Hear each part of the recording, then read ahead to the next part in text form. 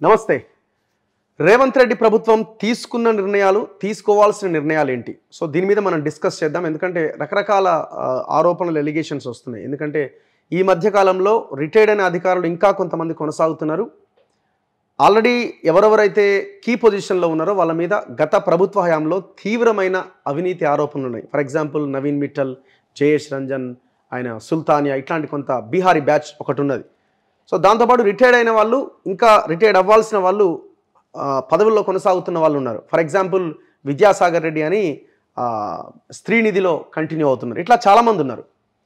దాంతోపాటు మాజీ డీజీపీగా ఉన్న మహేందర్ రెడ్డి టీఎస్పీఎస్సీ చైర్మన్గా నియామకం, దీన్ని కూడా చాలామంది తప్పుపడుతున్నారు. నిరుద్యోగులు కొంత డైజెస్ట్ చేసుకునే పరిస్థితిలో లేరు. సరే, వాళ్ళు దాన్ని గొప్ప నిర్ణయంగా, దానికి వేరే కోణం ఉంది, వేరే వ్యూహం ఉంది అని చెప్పినా ఇప్పుడు దాన్ని తప్పుపడుతున్నారు తెలంగాణ ఉద్యమకారులు, తెలంగాణలో ఉన్న తెలంగాణ వాదులు.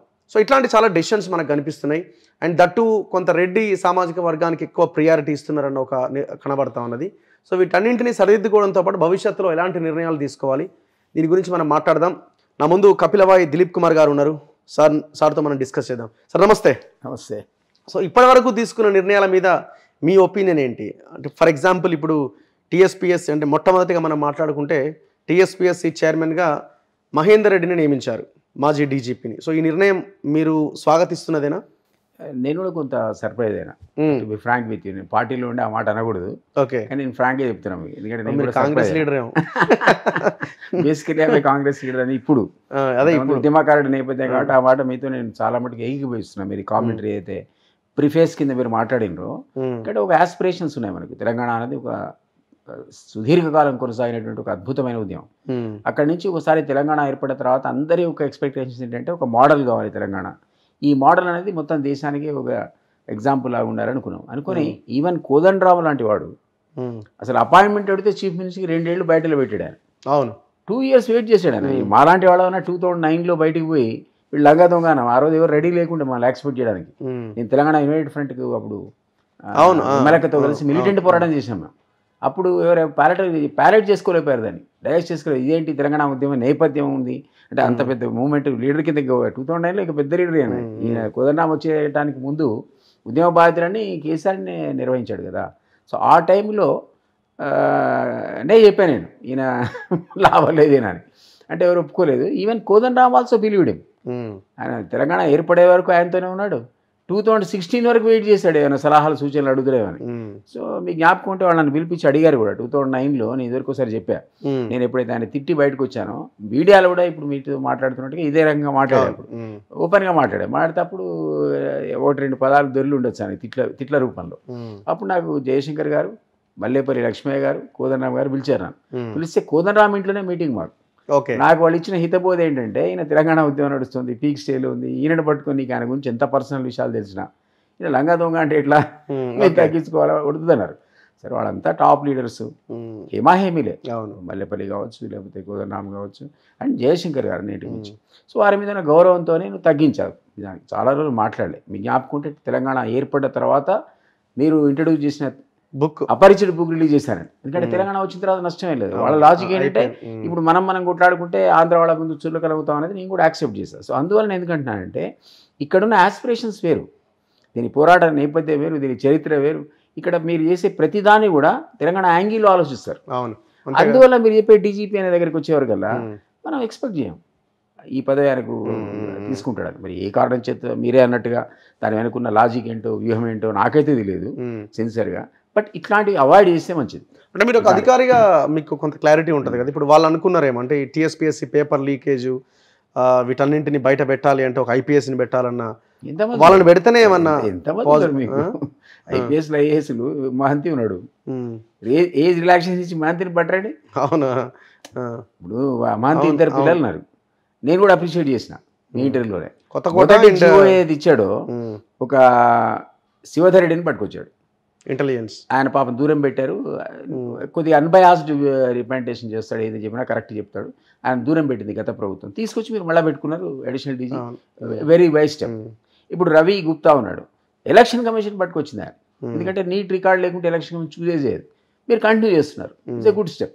అలాగే 2 మహంతీలు, ఈవెన్ మీ కొత్తకోట ప్రభాకర్ కొత్తకోట శ్రీనివాస్ రెడ్డి, ఇవన్నీ శ్రీనివాస్ రెడ్డి గారు ఈ వీళ్ళని తీసుకొచ్చినప్పుడు కూడా మనందరం అప్రిషియేట్ ఎందుకు ప్రభాకర్ రెడ్డి ఈయన కదా సిపి కదా, సిపి కమిషనర్ కొత్తకోట తీసుకొచ్చినప్పుడు మనందరం డెఫినెట్లీ అప్రిషియేట్ చేయాలి. ఎందుకంటే ఆయన సీఎం చెప్పిన ఆయన రే ముగ్గురు, even Sudheer Babu to greater extent wise decision, అది క్యాస్ట్ ఈక్వేషన్ కూడా కలిసిపోతుంది. అవును, ఉండి కూడా ఆయన అంత నిజాయితీగా ఉన్నాడు. సో ఇవన్నీ మనం చూస్తే ఏమనిపించిందంటే ఒక బిగినింగ్ అన్నది వెరీ గుడ్ బిగినింగ్ అని మనం అనుకున్నాం. ఇప్పుడు మీరు చెప్పిన సర్వీస్ కమిషన్ వచ్చేవరకల్లా కాస్త మనం ఆలోచించాల్సిన పరిస్థితి వచ్చింది మళ్ళీ. సో ఇవి అవాయిడ్ చేయాలి. నా సిన్సియర్ మీ ఒపీనియన్ మీరంటే వాళ్ళు ఏమంటారంటే హానెస్ట్ ఆయన మహేందర్ రెడ్డి అన్నది ఆ గవర్నమెంట్లో ఒక డీజీపీ కొనసాగాడు సుదీర్ఘకాలంగా. ఆయన వ్యక్తిగతంగా మంచివాడు, నాకు కూడా బాగా పరిచయం ఆయన. ఎందుకంటే నేను PS2 మాధవరెడ్డి గారు ఉన్న సందర్భంలో ఆయన డీసీపీ ఉండేవాడు ఇక్కడ. అప్పుడు కూడా ఆయన మంచి పేరే ఉంటుందండి, నేను కాదనట్లేదు. నేను ఉద్యమ నేపథ్యం వచ్చేవరకల్లా కొన్ని సందర్భాల్లో మీరు ఎక్స్ట్రా కేర్. లాస్ట్ 5 years లో విపరీతమైన పోలీసింగ్ కదా, దారుణాలు. మిమ్మల్ని కూడా వేసుకుపోయారు కదా, ఆయన డీజీపీ కదా, పాప తిన్వారు మరణ అయితే 36 కేసులు పెట్టారు కదా, ఆయనే డీజీపీ కదా. అన్ని ప్రతిపక్షాలు ఇంక్లూడింగ్ రేవంత్ పై ఆయనకి వేసుకున్నారు కదా కాగితాలు. అయ్యా ఇదేమిటి ఇది, ఆయన లిఫ్ట్ చేసింది కూడా అదే అదే అదే ఆయనే సెక్రటరీ కూడా పోలేదు, ఆయన డీజీపీ ఆయనే కదా అప్పుడు. సో ఏంటంటే కొంత చూసడానికి కూడా ఇబ్బంది లేకుండా కొన్ని చేస్తేనే మంచిదని నేను అంటున్నా ఈ నేపథ్యం. ఇంకోటి, ఇప్పుడు కాంగ్రెస్ పార్టీ మా పార్టీ సరే, నువ్వు ఉద్యమ నేపథ్యంలో ఉన్నావో లేవో తర్వాత వచ్చావో ఏ ఈక్వేషనో దేవుడు అరుగు, 70% నువ్వు పెట్టుకోబోయి నీ మనుషుల్ని, 30% అనేవాళ్ళు నేను చెప్పిన మీరంటే వ్యక్తులు ఉండాలి. ఆ 30% ఇప్పుడు కోదండరాం పెట్టావు, మనందరం అప్రిషియేట్ చేయాల్సిందే. ఉద్యమాన్ని తర్వాత క్రమంలో ఆయన వదిలేస్తే ముందుకు నడిపికెళ్ళాడు. తర్వాత ఉస్మానియా విద్యార్థులు నుంచి వచ్చిన నాయకత్వం కానీ, కాకతీయ యూనివర్సిటీ నుంచి వచ్చిన నాయకత్వం కానీ, వాళ్ళ యొక్క అగ్రెసివ్ పార్టిసిపేషన్, డాక్టర్స్ జేఏసీ కానీ, లాయర్ జేఏసీ కానీ, జర్నలిస్టుల జేఏసీ కానీ, వీళ్ళందరినీ మీరు ఐడెంటిఫై చేయాలి, చేసి మీరు వాళ్ళు గౌరవించాలి. ఇప్పుడు అగ్రెసివ్గా మాట్లాడిన అల్లం నారాయణ ఎట్లా మారిపోయాడు మనం చూసాం కదా, అవునా కదా. సో మరి ఆ తర్వాత పోరాడిన వాళ్ళు ఎంతమంది లేరు, హేమాహేమీలు, వాళ్ళు గౌరవించాలి. మిమ్మల్ని అరెస్ట్ చేసి తిమ్మారు మళ్ళీ అరెస్ట్ చేసి సతాయించారు. అసలు ఊరికి నిజం మాట్లాడితే లోపలేసి ఒక పక్క ప్రజాస్వామ్యాన్ని తొక్కివేసే విధానాలు ఆ రోజు ప్రభుత్వం అవలంబించినప్పుడు మాదేంది చాలా 13 లాకప్ డెత్లు అయినాయి. చెప్పండి, అంటే పోలీసులు ఒక రకంగా తాబేదారులాగా వ్యవహరించారు అప్పుడు గవర్నమెంట్కి. సో వాళ్ళని మీరు పక్కకు పెట్టాలి కదా, వేరే ప్లేస్లకు పంపించాలి. ఆయన చెప్పాడు రేవంత్, ఎవరిని వదిలిపెట్టాను కిందేసి తొక్కుతా పేగులు తీస్తాడు. మరి మనందరం చూస్తాం కదా, ఎవడు తొక్కుతాడు ఎప్పుడు పేగులు తీస్తాడు. సో దానికి అనుగుణంగా ఆయన ఇచ్చేటువంటి ఆర్డర్స్ ఉండాలన్నది ప్రతివాడు అనుకుంటాడు తెలంగాణ ఉద్యమకారుడుగా. సో నేనంటే 30% అనేది మీరు పెట్టుకొని ఈ విద్యార్థి నాయకులను, ఉద్యమ నాయకులను, డాక్టర్లు చేసి, జర్నలిస్ట్ చేసి గౌరవించండి. రసమై బాలకిషన్ ఒకప్పుడు తెలంగాణ నేను విమోచన సమితి పెట్టిన రోజు అడ్డగోలుగా నా మీటింగ్లో వచ్చి సర్దింటాడు. అదే స్టేజ్ మీద లింగమాని ఆ పాట అప్పుడే, ఇది నువ్వు చెప్పుతో కొడదామంటే నువ్వు లింగమై కూర్చుంటూ అన్నది. అదే అల్లం నారాయణ దొర గడిలు బద్ద కొట్టడానికి సిద్ధంగా నువ్వు సిద్ధంగా అని అడిగినాను, పోయి గడ్డ కొట్టినాడ. సో ఇవి కూడా జాగ్రత్త పడాలంటున్నాను నేను.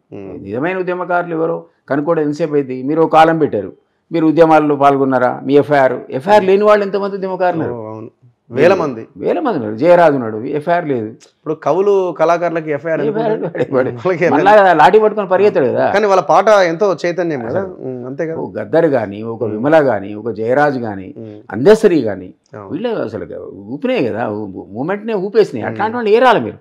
నా దగ్గర చాలామంది వచ్చారు సార్ నా మీద. ఇప్పుడు మన దగ్గర ఇది అల్వాల్లో జేఏసీ నాయకుడు సురేందర్ రెడ్డి గారు ఉన్నాడు, ఒక 1000 రోజుల పైన క్యాంప్ నిర్వహించాడు ఇది ఉద్యమ టైంలో, జేఏసీ క్యాంపులో.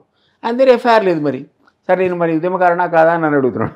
నేనేమంటున్నా అంటే ఇప్పుడు నిజంగా వాళ్ళు చేస్తుంది అంటే ఎఫ్ఐఆర్ కాకుండా కూడా ఈ పర్టికులర్ యాంగిల్ ఉద్యమకారులు ఎవరు అనేది ఐడెంటిఫై చేయడానికి వీళ్ళు కమిటీ పెట్టాలి. ఈ అప్లికేషన్స్ అని ఆ కమిటీకి రిఫర్ చేయాలి. ఆ కమిటీ చైర్మన్గా మీరు కోదండరాంను పెట్టండి, ఓ విమలను పెట్టండి, వేదకుమార్ని పెట్టండి. ఎందుకంటే వాళ్ళు ప్రజా ఫ్రంట్ నడిపారు, నేను తెలంగాణ యునైటెడ్ ఫ్రంట్ నడిపా, నన్ను సబ్మిట్ చేయండి. పురుషోత్తం రావు 69 యాజిటేషన్లో పార్టిసిపేట్ అయ్యాడు, పెద్ద మనిషి, ఆయన పెట్టండి. ఇట్లా బేచినాడి కిషన్ రావు 69 యాజిటేటర్స్ బ్యాచ్లో ఉన్నాడు. ఇట్లా ఐడెంటిఫై చేయండి. ఎంతోమంది ఉండొచ్చు, నీకు కొన్ని పేర్లు మిస్ అవుతుండొచ్చు. జర్నలిస్టులు ఉన్నారు, పాశ్మి యాదగిరిని పెట్టండి. ఆయన కూడా సీనియర్ 69 ఇన్నయ్య గారు ఉన్నారు, గాదే అందరికీ సీనియర్ మోస్ట్ కదా. వీళ్ళని కమిటీ పెట్టండి, 20 మంది కమిటీ, 30 మంది. ఈ అప్లికేషన్ ఇస్తే ఇప్పుడు కొన్ని సందర్భాలు అది మిస్యూజ్ కావద్దు కదా. ఎఫ్ఐఆర్ నాడు ఉద్యమంలో లేనివాడు ఉన్నాడు, ఉద్యమం లేనివాడు కూడా ఎఫ్ఐఆర్ బుక్ అయినవాడు ఉన్నాడు. వాడు ఏ పనికి బుక్ అయ్యడం మనకు తెలియదు, అదే ఉద్యమం అంటాడు. సో అట్లా నిజమైన ఉద్యమకాలు ఐడెంటిఫై చేయడానికి ఈ పర్టికులర్ ఆస్పెక్ట్లో అయితే వాళ్ళు ఈరోజు డాటా కలెక్ట్ చేస్తున్నారో దానికి ఒక కమిటీ కన్స్టిట్యూట్ చేయాలి. సో ఇంకొకటి ఇప్పుడు తీసుకున్న నిర్ణయాలు మనం ముందుగా మాట్లాడదాం. ఇప్పుడు ఎమ్మెల్సీల నియామకాన్ని మీరు ఎట్లా చూస్తున్నారు? ఫస్ట్ ఎమ్మెల్యే కోట ఎమ్మెల్సీల్లో ఎవరెవరికి ఇచ్చారు? బల్మూరి వెంకట్ అండ్ మహేష్ కుమార్ గౌడ్కి ఇచ్చారు. అక్కడ అద్దంకి మిస్ అయ్యిండు. అద్దంకి మిస్ కావడానికి సరే నాకు కూడా అర్థం కాలే పేరు ముందుకు ఎందుకు వచ్చింది. ఆయన మర్చిపోయిన ఉద్యమకారుల లిస్ట్ లో మరి అద్దంకి కూడా టాప్ లీడర్ కదా. మరి అతను ఏదో వెంకటరెడ్డి బ్రదర్స్ ఘర్షణ పడితే పడి ఉండొచ్చు. నువ్వు ఆల్రెడీ సీట్ ఇవ్వకుండా న్యాయం చేస్తావు. ఆల్రెడీ ఆ ఇబ్బంది అయితే పెట్టిండ్రు అక్కడ. పెట్టిండ్రు ఆడ పాపం మధ్యలో శామ్యాల్ ఉద్యమకారుడు కాదని అనను, గెలిపించారు, బాగుంది, ఆ సమాజ వర్గం ఎక్కువ ఓట్లున్నాయి, దాని రిజల్ట్ కూడా మీకు ఇమ్మేట్ వచ్చింది. కానీ అద్దంకిని మీరు గౌరవించుకోవాలి కదా. సో నేనేమే అనుకున్నా అంటే ఇక్కడ ఆయన తీసుకొచ్చి ఎమ్మెల్సీ చేస్తారేమో అనుకున్నా. మీరన్న ఎమ్మెల్యే కూడా దట్టు ఆయన లేకుండా మిమ్మల్ని సేవ్ చేస్తాడు కూడా అక్కడ అంత యాంటీయే కదా. అది ఇంకో ఆస్పెక్ట్. అది జరిగింది. ఇప్పుడు నిన్న నామినేట్గా గవర్నర్ నామినేట్లో కూడా మరి ఇద్దరిలో నేను సియాసత్తని తక్కువ అంచనా వేయను. కోదండరాం మనందరికీ తెలుసు ఉద్యమ నేత, అనుమానం లేదు, అందులో వాళ్ళు ఒక మంచి పని చేస్తారు. అది చేసి ఇద్దరు కూడా ఈక్వల్లీ కరెక్టే. కానీ ఇతన్ని మీరు మళ్ళీ ఇగ్నోర్ చేస్తారనిపిస్తుంది. లేదా మరి ఇంకైనా మాస్టర్ ప్లాన్ ఉందేమో, ఏ వరంగల్ ఎంపీ తీసుకొస్తారేమో, తీసుకొస్తే వాళ్ళ సామాజిక వర్గం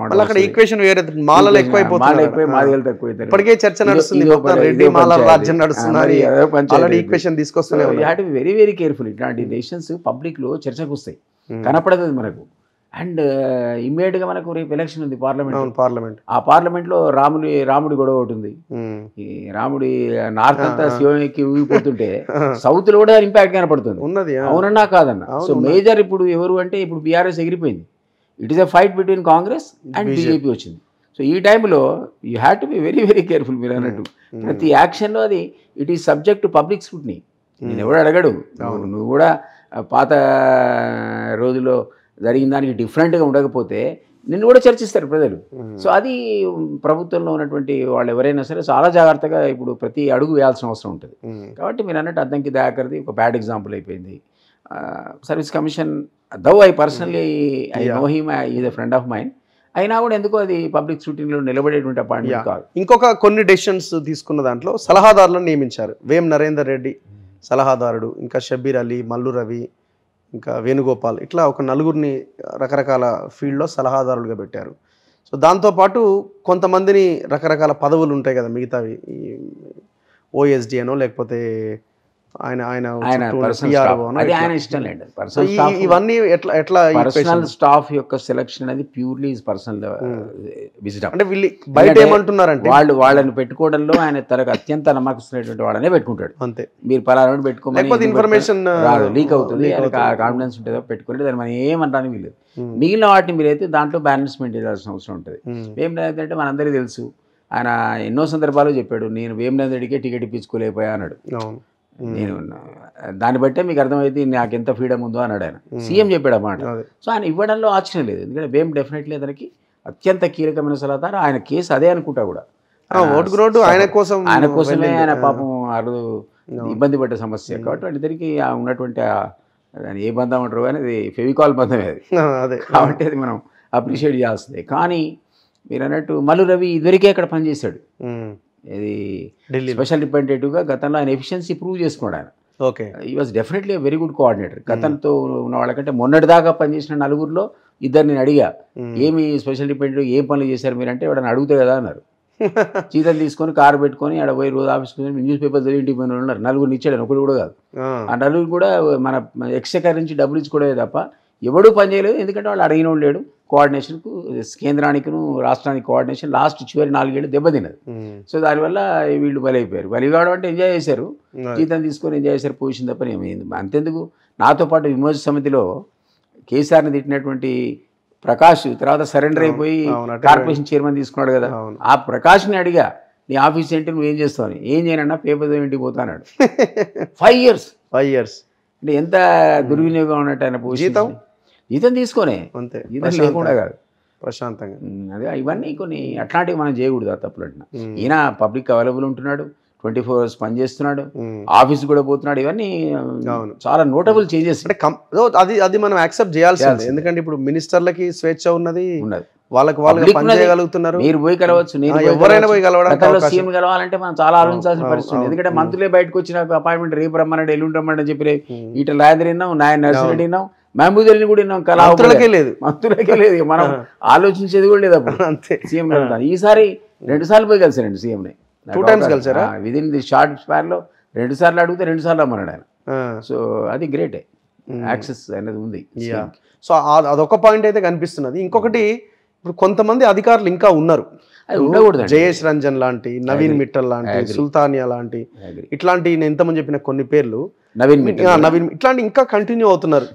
వై గవర్నమెంట్ ఎందుకు వీళ్ళని ఇంకా బేర్ చేస్తున్నది అనుకోవాలి. ఇప్పుడు జయేష్ రంజన్ అయితే ఏకంగా దావోసే పోయిండు, ఫోటోలు దిగి మొత్తం. గతంలో కేటీఆర్ ఉండే పక్కన, ఇప్పుడు రేవంత్ రెడ్డి ఆ ప్లేస్. అది ఆశ్చర్యమే అది.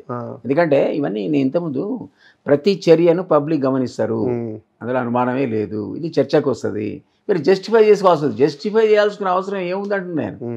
సీఎం లెవెల్లో ఉన్న వాడికి, ఎవరికైతే అంత అగ్రెసివ్ బ్యాక్గ్రౌండ్తో వచ్చిన వాడికి, మార్పు గురించి ప్రజలు ఆయన విశ్వసించి ఈరోజు మార్పు కోరి ఇచ్చిన సందర్భంలో ఈ పాత వాళ్ళు ఈ చెత్త సరుకు అంతా మనకు ఎందుకు, మరి ఏ కారణం చేత ఆగుతున్నాడో, మరి మాస్ ట్రాన్సాక్షన్ చేస్తాడో నాకు తెలియదు. కానీ అంటే ఇప్పుడు ఏమన్నా ఉంటుందా సార్, ఇప్పుడు వాళ్ళు గతంలో పనిచేసారు కాబట్టి మనకు కొంత ఎక్స్పీరియన్స్ వచ్చేదాకా వాళ్ళు ఉంటే అట్లా ఏమన్నా ఉంటుందా? ఉంటుంది. ఆ రికార్డ్స్, ఇన్ఫర్మేషన్ వాళ్ళు కనుక అంటారు కదా, కేసులలో అప్రూవర్గా మారిండని.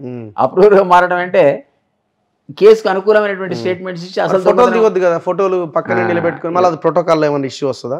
రాదు, అట్లేం రాదు. కానీ బట్ వాళ్ళకి డెఫినెట్లీ అప్రూవర్గా మారి ఆ ఉన్న గతంలో ఏ తప్పులు చేస్తారు, ఎందుకు చేస్తారు, ఏ ఇన్ఫ్లుయెన్స్ వల్ల చేస్తారు, ఏది ఎక్కడ పోయిందో చెప్పడానికి మాత్రం డెఫినెట్లీ వీళ్ళు పనికి వస్తారు కొన్ని సందర్భాలు. కానీ పబ్లిక్ ఐలో అట్లా ఉంటుంది కదా, మీరే కామెంట్ చేస్తారు, కామెంట్ చేసారు కదా వీళ్ళంతా ఎందుకున్నారు ఇంకా అని. ఆ చరిత్ర వాళ్ళకు ఉంది కదా మరి, అన్ఫార్చునేట్లీ. కాబట్టి నా ఉద్దేశంలో ఎంత త్వరగా వీళ్ళని వదిలించుకుంటే అంత మంచిది రేవంత్ రెడ్డి గారు. ఇప్పుడు ధరణి కమిటీ వేసిర్రు, కమిషనర్గా నవీన్ మిట్టల్ వేసిండు. ధరణిలో మేము ఇది చేస్తాం అది చేస్తాం అంటారు, పైన ఉన్నది కమిషనర్ ఏమో అసలు ఆ చేసే తప్పులైన ఆయన జరిగినాయి. డెఫినెట్లీ క్వశ్చన్ మార్క్ వస్తుంది. ఇది నా ఉద్దేశంలో మీరు అనేది 100% ఏకీభవిస్తున్నానండి. ఆయన రేవంత్ రెడ్డి గారికి ఏమి వీళ్ళ మీద వాళ్ళ మీద ప్రేమ ఉంటుందని అయితే అనుకోను. ఎందుకంటే ఇవన్నీ కూడా ఆయనకి మనకంటే ఎక్కువ క్రిటిసైజ్ చేసి దాన్ని విమర్శించిన వాడే. కాబట్టి ఇప్పుడు మార్పు తీసుకురావద్దాం అనుకుంటున్నాడు, ప్రజలకు అనుగుణమైనటువంటి మార్పులు తెద్దాం అనుకుంటున్నాడు. కాబట్టి దాంట్లో భాగంగా ఇట్లాంటి వాళ్ళని ఎంత త్వరగా పక్క పెడితే అంత మంచిది. నా కాళేశ్వరం రివ్యూలు చూస్తే ఎవరైతే దొంగలని 5 ఏళ్ళుగా ప్రొజెక్ట్ అయ్యారో వాళ్ళే పక్కన పెట్టుకొని రివ్యూ చేస్తున్నారు. అంటే ఇప్పుడు తప్పదులేండి, ఇనిషియల్గా మీరే అన్నట్టు అసలు ఏం జరిగింది, ఎందుకు జరిగింది, దాని అసలు ఏంటి వ్యవస్థ, గతంలో జరిగిన మొత్తం ఇన్ఫర్మేషన్తో వాళ్ళే వెలుగుతారు. ఆ తర్వాత within short span 1 or 2 months లోపల వాళ్ళని తీసిస్తేనే కరెక్ట్. అది ఎంతకంటే ఎఫిషియెంట్ ఆఫీసర్స్, ఆనెస్ట్ ఆఫీసర్స్ ఎంతోమంది ఉన్నారండి మన రాష్ట్రంలో. ఆకునూరు మురళి కుర్చీ లేదు, టేబుల్ లేదు. అవును పాపం, ఆయన కూర్చొని ఎక్కడ ఆర్కైవ్స్ అంటారు కదా, ఆ డిపార్ట్మెంట్లో కూర్చున్నాడు, ఆర్కైవ్స్ డిపార్ట్మెంట్లో. చికాకు పుట్టి రిజైన్ చేసి పారేశాడు. అక్కడ ఆంధ్రాలో పోతే అద్భుతమైనటువంటి ఫలితాలు చూపించాడు స్కూల్ ఎడ్యుకేషన్లో. సో అట్లాంటి పట్టుకొచ్చి అడ్వైజర్ గానో లేకపోతే ఇట్లాంటి దానికి పెడితే ఆయన బ్రహ్మాండమైన పని చేయగలుగుతాడు కదా. విన్నాం కూడా, పేపర్లో వచ్చింది ఆయన మంచి పోస్ట్ ఇస్తున్నారు, ఇస్తే సంతోషం. తీసుకోవాల్సిన డెసిషన్స్ ఏమని మీరు అనుకుంటున్నారు? అంటే ప్రధానంగా నేనైతే ఇక్కడ విద్యా వ్యవస్థ పాడైంది, వైద్య వ్యవస్థ పాడైంది. అసలు గవర్నమెంట్కి గవర్నమెంట్ ఆఫ్ ఇండియాకి కోఆర్డినేషన్ లేదు. మనకు మేజర్గా ఉన్నటువంటి సమస్యలు విద్య, వైద్యం అంటే చాలా మేజర్. ఒకటి ఎంప్లాయ్మెంట్కి కూడా స్కిల్ అన్నది వీళ్ళు ఎప్పుడు ఫోకస్ చేయలే. గతంలో ఉన్నటువంటి ఎంత ఆపర్చునిటీ మీరు మొదటి సంవత్సరమే 2 లక్షల ఉద్యోగాలు ఇచ్చిన, జాబ్ క్యాలెండర్ ప్రకటించిన, మొత్తం మీద 3 లక్షల మించి మీరు ఉద్యోగాలు ఇవ్వలేరు. 30 లక్షల మంది నిరుద్యోగులు మీద ఏం చేస్తారు వీళ్ళని? సో అత్యంత ప్రాధాన్యత గల అంశం అదే. సో దానికి మీరు స్కిల్కు అపారమైన నిధులున్నాయి గవర్నమెంట్ ఆఫ్ ఇండియాలో, అడిగిన వాడు లేడు. కనీసం పక్క రాష్ట్రం వాడుకున్నంత కూడా స్కిల్లో మనం వాడుకోలే. సో వీళ్ళు దాని మీద ఫోకస్ చేసి ఒక డ్రైవ్ లాగా పెట్టి ఏ పిల్లలైతే ఇందులో గవర్నమెంట్ జాబ్లో రారో వాళ్ళకి స్కిల్ ఇచ్చి ప్రైవేట్ ఎంప్లాయ్మెంట్ చేయాలి. ప్రైవేట్ ఎంప్లాయ్మెంట్లో కూడా ప్రభుత్వ ఆధారిత నైపుణ్యం పెంచితే ఆటోమేటిక్గా తనే వెళ్ళిపోతాడు, జాబ్ వెళ్ళిపోతాడు. నెంబర్ 1 అతనే వెళ్ళిపోతాడు. ఓడు మీరేం చేయాలా, ఇక్కడ ఉన్నటువంటి అవకాశాలు, ఇక్కడ ఉన్న ఇండస్ట్రీస్ని ప్రభుత్వ ఆధారిత పరిశ్రమలు. నేనాక మొన్న మీరు పోయి 38,000 కోట్ల పెట్టుబడికి పలానా సంస్థ సిద్ధమని ప్రకటించారు. వాడు వచ్చి ఎక్కడ పెడతాడు? హైదరాబాద్లో పెడతాడు. ఎందుకు నీతో అగ్రిమెంట్ అయ్యాడు? ఎందుకంటే ప్రభుత్వ రాయితీలు కోరుకుంటున్నాడు. ఆ ప్రభుత్వ రాయితీ ఇచ్చిన సందర్భంలో మీరేం చెప్పాలంటే మీ ఎంప్లాయ్మెంట్ 90% లోకలే, అప్పుడే మీకు ఈ రాయితీ ఇస్తామని చెప్పాలి. అది ఆంధ్ర ప్రభుత్వం చేసింది, 75% పెట్టింది అక్కడ. సో ఎంటైర్ చేయాల్సింది ఇక్కడ 90% మా వాళ్ళే అన్నారు. ఏమీ కాదు, లోకల్కి చచ్చినట్టు ఇస్తాడు, బికాజ్ నీ రాయితీలు ఎక్స్పెక్ట్ చేసి వస్తున్నాడు. కాబట్టి ఇదొకటి చేయాలి. స్కిల్ సంబంధించి మీరు అన్నట్టు వాళ్ళకి గవర్నమెంట్ ఆఫ్ ఇండియా ఇక్కడ సంగతి వీళ్ళు మనం ఆయన అన్నాడు కదా, లంకె మీద తవ్వడం మొదలు పెడితే అన్ని మట్టి కుండలు తేలినాయి, ఖాళీ కుండలు వచ్చినాయి అన్నాడు సీఎం. Absolutely correct. 5 లక్షల కోట్ల అప్పని అందరూ అనుకుంటే, ఆయన కూడా అనుకుంటే 6,71,000 కోట్ల అప్పుతో వాళ్ళు మనల్ని వదిలిపెట్టి వెళ్ళిపోయారు. సో అది అనుకున్న దానికంటే ఇంకో 1.5 టైమ్స్ ఎక్కువ ఉంది. కాబట్టి ఇమ్మీడియట్గా మీరు అనుకున్నటువంటి 6 హామీలు కూడా నెరవేర్చడానికి చాలా కష్టాలు పడాల్సిన పరిస్థితి వచ్చింది. దాన్ని ఓవర్కమ్ అవుతారని మనందరం ఆశిద్దాం. నేనేమంటే దానిలో భాగంగా గవర్నమెంట్ ఆఫ్ ఇండియా ల్యాప్సబుల్ గారి ఫండ్స్, మీరు యూటిలైజేషన్ సర్టిఫికేట్ ఇస్తే ఎంత కావాలంటే ఇచ్చే ఫండ్స్ ఉన్నాయి అందులో. ఓకే, అది మోడరేషన్ ఆఫ్ పోలీస్ ఫోర్స్ కావచ్చు, లేదా ఎక్స్ట్రీమిస్ట్ ఎఫెక్టెడ్ ఏరియా డెవలప్మెంట్ కావచ్చు, లేదా ఎంఎస్ఎంఈ కింద స్టార్టప్లు కావచ్చు, స్టాండప్లు కావచ్చు. బ్యాంకులకే టార్గెట్ ఇచ్చింది గవర్నమెంట్ ఆఫ్ ఇండియా. దానికి ఒక స్పెషల్ ఆఫీసర్ని పెట్టి ఈ పిల్లల అప్లికేషన్ తీసుకుని ప్రాసెస్ చేసి మీరన్న స్కిల్ ఇప్పించి ఎవడి కంపెనీ వాడికి పెడితే ఈయన ఉద్యోగం నువ్వు ఇచ్చే అవసరం లేదు, వీడే ఇంకో 10 మందికి ఉద్యోగాలు ఇస్తాడు. సో నేను అనేది అనుకునేది అదొకటి, విద్య ఒకటి, వైద్యం ఒకటి. విద్య కూడా సంస్కరణ. మీరు ఇప్పుడు అన్ని ప్రైవేట్ ఆ రోజులు ఎవరండి, నేను కార్పొరేట్ ఆసుపత్రులు కార్పొరేట్ స్కూల్ అనేది తెలంగాణలో ఉండవు అన్నాడు. వాడు ఇప్పుడు 100 బ్రాంచీలు పెట్టాడు. అవి మనవి కూడా కావు, ఆంధ్ర నుంచి పెట్టాడు. ముందు వాడి సంగతి తెలుసండి. తెలంగాణలో పాపం ఉద్యోగాలు దొరక్క ఎంతోమంది పిల్లలు చిన్న చిన్న స్కూల్స్ పెట్టుకున్నారు. ఆ దుకాణాలని మూతపడ్డాయి, వీటితో పోటీ పడలేక. ముందు బయట వాడిని ఆపండి, ఆపి ఇక్కడ వాడిని ఎంకరేజ్ చేయండి. అది కూడా ఒక టైప్ ఆఫ్ ఎంప్లాయ్మెంటే. అండ్ దెన్ వైద్యానికి వచ్చేవరకల్లా మీరు all second and primary health centres మీరు అప్గ్రేడ్ చేయలే, ఇంటిగ్రేట్ చేయలే. దానికి నేషనల్ హెల్త్ మినిస్టర్ మీకు అపారమైన నిధులు ఇస్తుంది. నువ్వు దాన్ని మోడర్నైజ్ చేయి, కొత్త స్టాఫ్ని పెట్టు. నీకు నువ్వు ఇవ్వాల్సింది అక్కడ 10%, 90% అక్కడి నుంచి వస్తుంది. అసలు అడిగిన వాళ్ళు లేడు, కోఆర్డినేషన్ లేదు గవర్నమెంట్ ఆఫ్ ఇండియాకి ఇక్కడ. కాబట్టి మీకు వైద్యానికి నిధులు వచ్చాయి, విద్యకు కూడా నిధులు వచ్చాయి అందులో అక్కడ. అండ్ ఈ మోడర్నైజేషన్ ఆఫ్ పోలీస్ ఫోర్స్కి వచ్చే ఎక్స్ట్రీమిస్ట్ ఎఫెక్టెడ్ ఏరియాకి అపారమైన నిధులు. ఇంకోటి ఏదైతే మీకు పనికి ఆహార పథకం ఉందో, పనికి ఆహార పథకం అనేది అది లిమిట్ ఉన్నటువంటి నిధులు కావు. అంటే 75,000 crores లాస్ట్ ఇయర్ పెట్టారండి, 90,000 crores ఖర్చు అయింది ఆల్ ఓవర్ ఇండియా. ఆ 15 వాళ్ళు ఆటోమేటిక్ ఇవ్వాల్సిన పరిస్థితి. ఎందుకంటే ఆ పర్టికులర్ హెడ్ ఆఫ్ అకౌంట్ ఏంటంటే ఎంత ఖర్చు అయితే అంత ఇవ్వాల్సిన హెడ్ ఆఫ్ అకౌంట్. సో మీరు ఇక్కడ యూటిలైజేషన్ పెట్టాలి, మీ వర్క్స్ పెంచాలి, ఇంకా ఎక్కువ మందికి ఎంప్లాయ్మెంట్ ఇవ్వాలి. ఇగో మాకు మీరు లాస్ట్ టైం మాకు 20,000 కోట్లు ఇచ్చారు, 40,000 కోట్లు ఇచ్చారు, మాకు సరిపోదు, మాకు 70,000 కోట్లు కావాలంటే కూడా మీకు వచ్చేటువంటి పరిస్థితి ఆ స్కీమ్లో. ఇట్లాంటి స్కీమ్స్ అన్ని ఎక్స్ప్లోర్ చేయాలి చేసి నిధులు ఇప్పుడైతే నిధుల క్రైసిస్ మీకు ఉంది, 2 ఏళ్ళు అయితే స్టెబిలైజ్ అవుతారు. నిధుల క్రైసిస్ని కేంద్ర నిధులతో మీరు ఓవర్కమ్ కావచ్చు అంటున్నాను నేను. సో నా ఉద్దేశంలో ఈ ఫోకస్ కొద్దిగా స్లోగా నడుస్తుంది. సీఎం అన్నాడు రైతు బంధు కూడా వేలేని సిచ్యువేషన్. మరి ఇప్పుడు 2 ఎకరాల వరకు వేసాడు, ఫిబ్రవరి ఎండింగ్ 5 ఎకరాల వరకు వేస్తాడు. ముందు ఇనిషియల్ స్టేట్మెంట్ ఏమన్నాడు, గత ప్రభుత్వం ఏ డాటా అయితే ఉందో ప్రస్తుతానికి మేము డాటాను అప్డేట్ చేసేంత వరకు యాజ్ ఇట్ ఈజ్ వేసేస్తాం అన్నాడు. ఖజానా ఖాళీ ఉంది, అక్కడ వేయలేకపోతున్నారు, చాలా డబ్బులే లేవు కదండి, డబ్బులే లేవు. సో ఇవన్నీ ఏమైతే మీకు రేపొద్దున మీరు 100 days లోపల మీరు అన్న ప్రకారంగా అందరికి వేయకపోతే నెగటివ్ ఓట్ అవుతుంది, అంతే కదా. సో దాట్ రేపు ఎంపీ ఎలక్షన్ లో మీకు గనక తక్కువ సీట్లు వస్తే ఆటోమేటిక్ గా ఆల్రెడీ మీకు బీఆర్ఎస్ ఏరిపోయి బీజేపీ ప్రధాన శత్రువు అయింది. మరి వాళ్ళను మీరు ఫేస్ చేయాలంటే ఇవన్నీ ముందు 6 హామీలు ఖచ్చితంగా ఎలక్షన్ నోటిఫికేషన్ లోపల ఇంప్లిమెంట్ కావాల్సిందే. 100 days మీరు అన్న 100 days లోపల. పైసలు లేవు, అప్పులు ఉన్నాయన్న జనం యాక్సెప్ట్ చేయరు. అప్పుడు తెలియదు, అయ్యే పని కాదు, అప్పుడు తెలియదు. నేను అందుకే అంటున్నాను, కాంగ్రెస్ లో ఉండే ఆ మాట అంటున్నాను, 100 రోజులు టార్గెట్ పెట్టుకున్నావు, మేము పెట్టుకున్నాం. ఆ 100 రోజుల లోపల ఈ 6 హామీస్ ఇంప్లిమెంట్ 100% కావాల్సిందే. అంతే అయితేనే ప్రజల దగ్గరికి ఓట్ల కోసం పోగలుగుతాం, లేకపోతే బీజేపీ దెబ్బ కొడుతుంది మనం. ఇప్పుడు కోదండరామ్కి ఎమ్మెల్సీ ఎట్లు ఇస్తారు అన్నది కేటీఆర్ అండ్ హరీష్ రావు అడుగుతున్న ప్రశ్న. ఎందుకంటే వాళ్ళకి ఆ హక్కు లేదండి. గవర్నర్ తమిళిసై గతంలో కౌశిక్ రెడ్డి, శ్రవణ్ సత్యనారాయణది తిరస్కరించారు కదా పాలిటీషియన్స్ అని. మరి ఆయన కూడా ఒక పార్టీకి అధ్యక్షుడు కదా, సియాసత్ అనే విషయంలో కాంట్రవర్సీ లేదు. ఈయన ఒక పార్టీ పెట్టినా ఎందుకు పెట్టాడు, ఆయన ఎవరు అసలు, ఆయన బ్యాక్గ్రౌండ్ ఏంటి, బ్యాక్గ్రౌండ్ కు పోవాలి కదా, అంతే కదా. తమిళిసై కూడా బ్యాక్గ్రౌండ్కి వెళ్ళాలి. ఈ పొలిటికల్ పార్టీ పెట్టకముందు ఆయన ఎవరు, ఆయన ఒక ఉద్యమ నేత. అవును, తెలంగాణ ఉద్యమాన్ని ఒక రథసారథి. కాబట్టి ఆ బ్యాక్గ్రౌండ్ నుంచి నువ్వు చెప్పేది వినట్లేదు, నేను మాట్లాడితే నువ్వు వినట్లేదు, నాకు నువ్వు అపాయింట్మెంట్ చేయట్లేదు, దీనికోసం పొలిటికల్ పార్టీ పెట్టాడు. అది సీరియస్గా పెట్టిన పొలిటికల్ పార్టీ కూడా కాదు అది. సో ప్రజలను చైతన్యపరచడానికి అధికారంలో ఉన్నటువంటి పార్టీల మీద అప్పుడప్పుడు ముళ్ళుగారితో గుచ్చడానికి ఆయనకున్నటువంటి ఆ పార్టీని వాడాడు తప్ప ఆయన ఎంపీని గెలిపించింది లేదు, ఎమ్మెల్యే గెలిపించింది లేదు, ఎమ్మెల్సీని తెచ్చుకుంది లేదు, ఆయన ఎప్పుడు బార్గెయిన్ చేసింది లేదు. ఎప్పుడైనా నిన్నామా ఓ ఎంపీ నాకు ఎమ్మెల్సీ, ఆయన కేసీఆర్ అన్నాడు, ఈయన తనకు తాను ఎక్కువ ఊహించుకుంటాడు, నేను రాజ్యసభ ఆఫర్ చేస్తే నో అన్నాడు, ఈ బండి కింద పోయే కుక్క ఈ బరువు అంతా నేనే మోస్తా అనుకుంటుందని అంత అవహేళనగా మాట్లాడాడు. అండ్ 2 years అపాయింట్మెంట్ ఇవ్వకుండా ఒక ఉద్యమ నేతను అవమానపరిచాడు. ఈరోజు కనీసం కాంగ్రెస్ మేము ఆయన గౌరవించుకున్నాం కదా, నువ్వు అది కూడా చాదాగా నువ్వు మధ్యలో ఉద్యమం మధ్యలో వచ్చి అసలు తెలంగాణ దట్టు కేటీఆర్ మాట్లాడడం, నీ కేటీఆర్ అంటున్నా, ఉద్యమం మధ్యలో వచ్చినావు, నువ్వు రెడీమేడ్ ఉద్యమంలో వచ్చి రెడీమేడ్ కుర్చీలో కూర్చున్నావు. నువ్వు గతంలో ఉద్యమం నీకు నేపథ్యం లేదు, మీ నాన్న ఇచ్చిన కుర్చీలో కూర్చున్నా బాపత్రం. ఇంకొకటి, ఆ ఉన్న రోజుల్లో కూడా ఢిల్లీ నుంచి గాదే ఇన్నారెడ్డి చెప్పుకుంటాడు మీకు, ఏమనంటే అసలు ఈ తెలంగాణ ఉద్యమం దండగా, మా నాన్నకి ఇది ఎవరు చెడు మాటలు చెప్తున్నా నాకు తెలియదు అన్నటువంటి కామెంట్. అది ఆయన విజయరామారావు గారు డాక్టర్ అయ్యా నీ ఉద్యమం వద్దు, నువ్వు చచ్చిపోతాడు. కవిత కూడా మా నాన్న చావడతారైంది, ఇది ఎక్కడ తెలంగాణ ఉద్యమం బంద్ చేయించండి నిరాహార దీక్ష అంటే ఈయన గ్యారంటీ ఇచ్చినట, నాది గ్యారంటీ అని చనిపోవడానికి. ఎందుకంటే ఆయన దీక్ష దొంగ దీక్ష అని ఆయన తెలుసు కాబట్టి. కాబట్టి ఇవన్నీ వాళ్ళకి అర్హత లేదంటున్నా. కాస్త కూస హరీష్ రావుకు ఉంది అర్హత, డే 1 నుంచి. ఇట్లాంటి స్టేట్మెంట్స్ అన్ని వాళ్ళని ఇంకా డిగ్రేడ్ చేస్తున్నాయి కదా. ఇప్పుడు బీజేపీ కాంగ్రెస్ ఒకటే అంటాడు, ఎట్లయితే మీరే చెప్పండి. అంటే ఈ లైన్ అంటే నమ్మే చెప్పట్లేదు.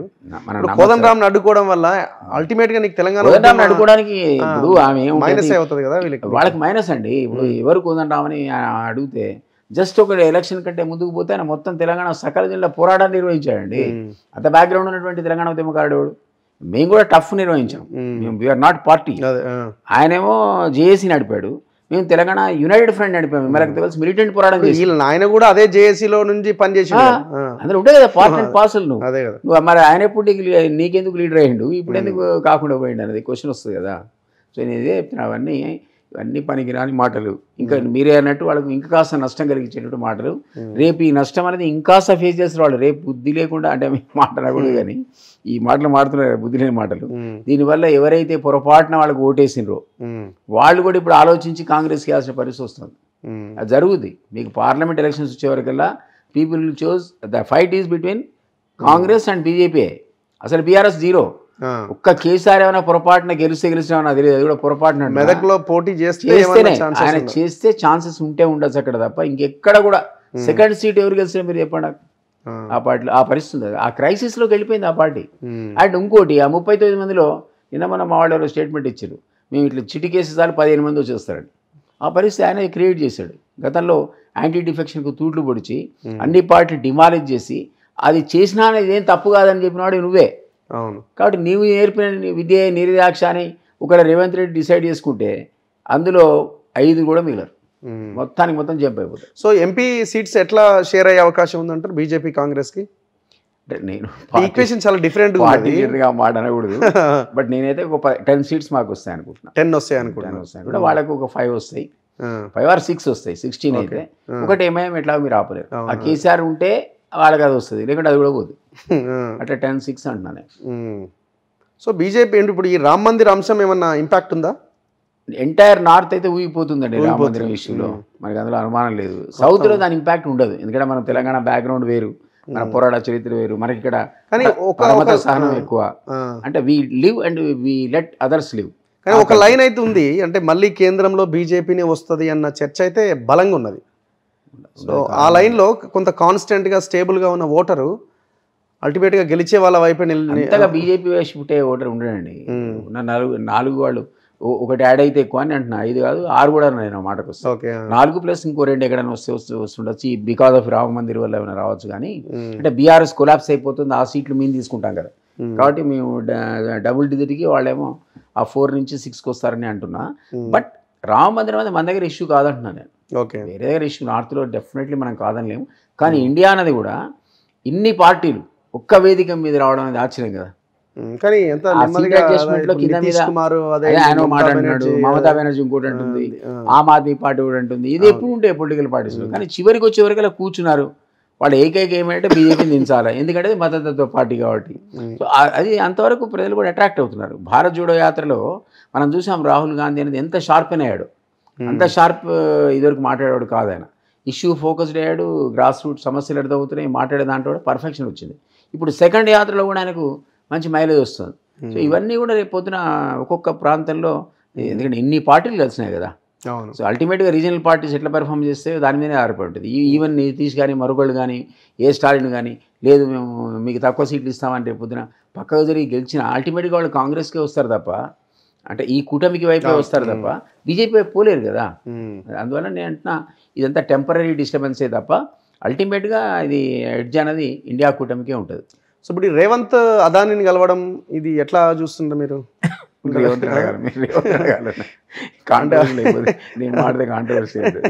అంతేనా? వాళ్ళ పార్టీ నాయకుడు ఒకటి అంటాడు, ఈయన ఒకటి చేసిండు అన్నది మిగతా పార్టీ వాళ్ళకి ఒక అడ్వాంటేజ్ వాళ్ళు దాన్ని ఒక అస్త్రంగా వాడుకుంటారు ఆల్రెడీ. సో నేను దాన్ని షార్పై చేయదలుచుకునే ఏ కారణం చేత మరి పెట్టుకున్నాడో. పెట్టుబడులు ఇప్పుడు ఒక లాజిక్ కూడా ఉంది అందులో. ఒక లాజిక్ ఏంటంటే అదానీ అనేవాడు బ్లాక్ లిస్టెడ్ కంపెనీ కాదు. దావోస్ సమిట్లోకి అతనికి ఆహ్వానం ఉంది. అక్కడ ఒక దిగ్గజంలాగా పార్టిసిపేట్ చేశాడు.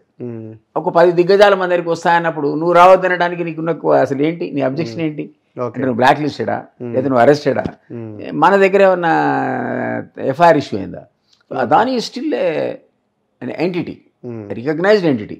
మనం ఏమంటున్నాం, రాయితీలు ఇస్తామని అనట్లే కదా. ఇప్పుడు 10 మందికి ఇన్వైట్ చేసాం పెట్టుబడి పెట్టడానికి. 10 మందికి ఏ రాయితీలు ఇస్తున్నారో ఆ రాయితీలే అతనికి ఇస్తే మీరు మమ్మల్ని తప్పడానికి వీల్లేదు. అదనంగా ఇచ్చామనుకోండి, అప్పుడు మీరు ఇది ఎట్లా అనొచ్చు. ఓకే. సో 10 మందిలో ఆయన ఒక భాగంగా వస్తున్నాడు. ఎందుకంటే 10,000 కోట్లు పెడతా అన్నాడు అనుకోండి, నువ్వు వద్దనడానికి ఏది ఆధారాలు చెప్పండి నాకు. ఇప్పుడు సుప్రీంకోర్టు ఇన్వెస్టిగేషన్ కూడా జరిగింది, సెబీ మీద ఇన్వెస్టిగేషన్ జరిగింది. వాళ్ళు అల్టిమేట్గా వీళ్ళు జరిగిన పెద్ద నేరాలు ఏం లేవని తెలిచారు. షేర్లు పడిపోయిన అదాని మళ్ళీ షేర్లు లేచినాయి, స్టెబిలైజ్ అయినాయి, ఏమీ లేదని తెలియనాక ఉండొచ్చు. ఇప్పుడు బీజేపీ గవర్నమెంట్ అతనికి సపోర్ట్ చేసింది, అవుట్ ఆఫ్ వే కూడా పోయి కొన్ని సందర్భాలు చేసింది అనేది అది తప్పు. ఫర్ ఎగ్జాంపుల్ శ్రీలంక పార్లమెంట్లో ప్రెసిడెంట్ అనౌన్స్ చేశాడు, ఇది మోడీ ఇంటర్ఫియర్ కావడం వల్ల ఈ కాంట్రాక్ట్ ఈయనకి ఇచ్చామని. అది తప్పు. మేము అట్లాంటి పనులు చేయలేదు కదా. సో మీరు మిగిలిన వాళ్ళతో కంపేర్ చేయాలి. వీళ్ళకేం రాయితీ ఇస్తుంది, వీళ్ళకేం రాయితీ ఇస్తుంది, ఈయన వాళ్ళెంత పెడతా అన్నారు, ఈయన ఎంత పెడతా అన్నారు. ఆయన ఒక 10,000 కోట్ల పెట్టుబడి పెడతా అన్నప్పుడు నువ్వు రావద్దనడానికి మన దగ్గర ఉన్నటువంటి ఏంటి అసలు. సో చివరగా ఒక క్వశ్చన్, మీరేమో అపరిచితుడు పుస్తకం రాసిరు కేసీఆర్ మీద. ఇప్పుడు కేసీఆర్ ఏమో రెస్ట్లో ఉన్నాడు, పాపం ఆయనకి యాక్సిడెంట్ అయింది, ఇంట్లో ఉన్నాడు. ఇప్పుడు ఏమంటున్నారంటే కేటీఆర్ వీళ్ళంతా పులి బయటకు వస్తుంది, మీరేమో అపరిచితుడు అంటున్నారు ఆయనని, వీళ్ళేమో పులి బయటకు వస్తుంది, ఇక పులి బయటకు వస్తే ఇక మొత్తం అందరిని వేటాడేస్తుంది అన్ని పార్టీలను అన్నది వాళ్ళ లైన్. ఇప్పుడు మీరు ఆయన చాలా దగ్గరగా చూశారు కాబట్టి, ఆయన డౌన్ఫాల్లో ఉన్నప్పుడు కూడా కొంత ఎమర్జ్ అయి బయటకి రాగలిగినాడు కాబట్టి, మీరు ఇప్పుడు ఏమైనా పులి వచ్చి ఏమైనా వేటాడే అవకాశం ఉందా, లేకపోతే పులి పని అయిపోయిందా? ఇప్పుడేమో తీవ్రమైన సెంటిమెంట్ అండి, అందరినీ జనాల్లో నుంచే జనాల్లోనే ఒక స్పందన, అంతర్లీనంగా అందరికి కూడా తెలంగాణ రావాలనే పెద్ద కోరిక ఉండే. దానికి ఒక లీడర్గా ఎమర్జ్ అయ్యాడు ఆయన. నువ్వు ఇంట్లో పండుకున్నా జనమే లేపిరు కదా, మరి పడుకోవడానికి వీలు కానీ లేదా. ఫర్ ఎగ్జాంపుల్ ఖమ్మంలో మీరు జ్యూస్ గ్లాసు హరీష్ చేతిలోంచి లాక్కుంది ఆయన. నేను అనట్లేదు, పోలీసు ఒక వీడియో రిలీజ్ చేసింది, నాకు బలవంతంగా జ్యూస్ తాగిచ్చినట్టు పోలీసు వెంటనే వీడియో రిలీజ్ చేసింది. ఈయన ఆ గ్లాస్ లాక్కొని తాగాడు, బలవంతంగా కాదు. ఇక్కడ ఉస్మానియా విద్యార్థులు ఆ రోజు రాత్రి శివయాత్ర చేశారు. వెంటనే మీరు విజయరామారావు చెప్పుంటాడు, విజయరామారావు మన జయశంకర్ సార్ వీళ్ళంతా పోయి ఆయన బతిలాడే పరిస్థితి బాగాలేదు, తంతర పట్టుకొని బయటికి పోతే బయటకు వస్తే పోలీసులు నాకు బలవంతంగా తాగించండి, దీక్షలోనే ఉన్నాను ప్రకటించాడు. అప్పుడు తీసుకొచ్చి నిమ్స్లో పడేసాడు. అయితే నిమ్స్లో రాజగోపాల్ రోజుకో హెల్త్ బులెటిన్ రిలీజ్ చేశాడు.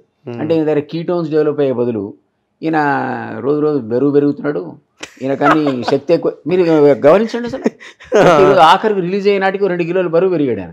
నిరాహార దీక్షలోనూ బరువు పెరుగుతాడా?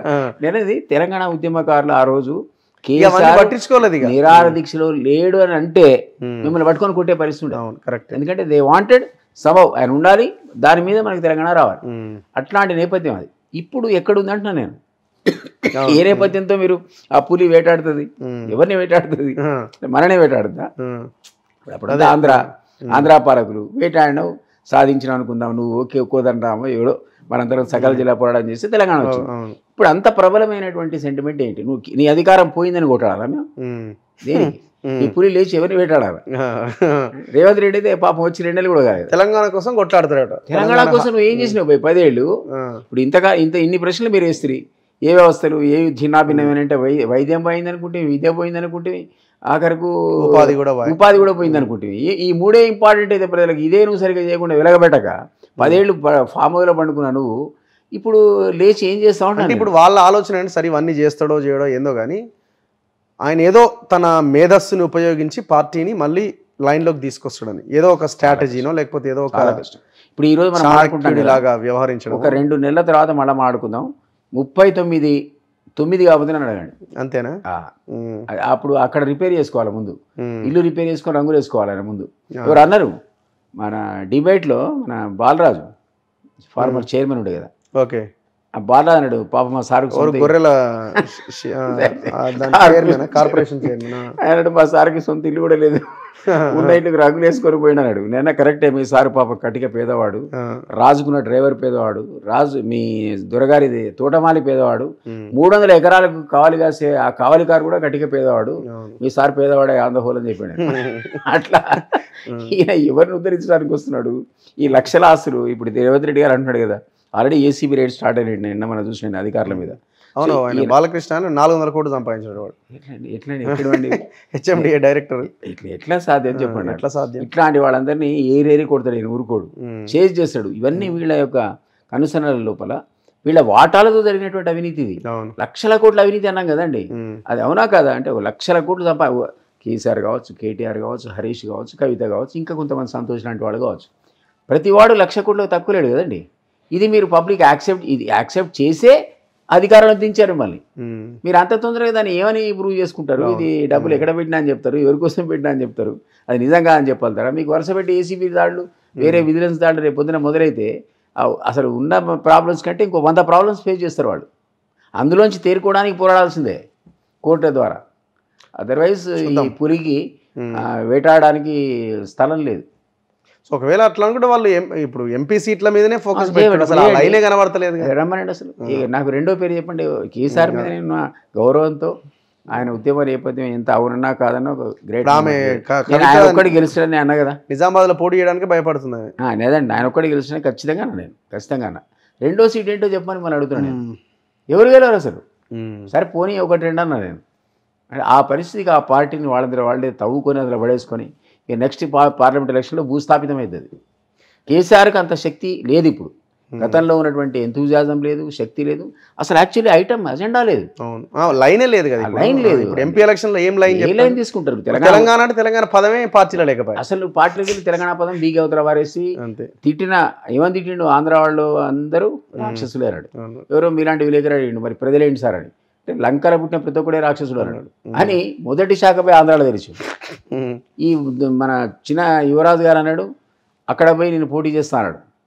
ఏ కాన్స్టిట్యూషన్ యాద లేదు కానీ రాజుల సభలో పోయి వాళ్ళు అడిగితే అక్కడ పోయి పోటీ చేస్తాను. అంటే తెలంగాణ ఉద్యమం ఆకాంక్ష దాన్ని అంటించి రాజుకున్న తర్వాత కొంతమందిని బలిదానాలు తీసుకున్న మీరు ఈరోజు ఆంధ్ర ఎప్పుడు లంకలో రాక్షసులు కాస్త విభీషణులు అయినండి. ఎట్లా ఏ లైన్ మీరు ఎప్పుడు ఏ లైన్ తీసుకొని కొట్టాడు? సో ఆ పోయింది వాళ్ళకు. ఒకసారి ఉద్యమ పార్టీని ఫక్తు రాజకీయ పార్టీ ప్రకటించినాడే సగం పోయింది. ఆ పార్టీ టైటిల్ నుంచి తెలంగాణ ఏం జరగవచ్చు అని మీ అభిప్రాయం? అంటే ఇప్పుడు ఇదే కంటిన్యూ అవుతే హరీష్ పరిస్థితి ఏంది? ఇప్పుడు కొంత వర్కౌట్ చేసి పని చేస్తాడు ఒక హరీష్ ఒక్కడే కదా, హరీష్ కేటీఆర్ కూడా కొంత పని చేస్తాడు. కానీ కొంత పని చేయాలి. కేటీఆర్ ఏమో తన సొంతంగా పని చేయడు, చుట్టూ 100 మంది నిలబడితే అని బయటకు వెళ్తున్నాడు. హరీష్ కొంత హార్డ్ వర్క్ చేయగలుగుతాడు, last grass root level work. కానీ స్కోప్ లేదు, మెటీరియల్ లేదు, లైన్ లేదు. మీరు అన్నట్టు ఆ లైన్ లేకపోవడం అనేది పెద్ద దురదృష్టం. అది వాళ్ళు స్వతహాగా పాడు చేసుకున్నారు. అది దాన్ని వాళ్ళంతా వాళ్ళు దాన్ని డ్యామేజ్ చేసుకున్నారు కదా. ఇప్పుడు మీరు చూడండి, ఒక్కొక్క దగ్గర పోతే ప్రతి మున్సిపల్ చైర్ మీద అవిశ్వాస తీర్మానం ఓడిపోతూనే ఉన్నారు. కింద నుంచి మొత్తం పునాది గదిలిపోతుంది, మన కాళేశ్వరం గదిలినట్టు పిల్లర్లు ఉంగిపోతున్నాయి. Right sir, thank you very much. So ఇది ఇవాళ డిబేట్ కపిలవాయి దిలీప్ కుమార్ గారితో. చూస్తూనే ఉండండి మన తొలి వెలుగు.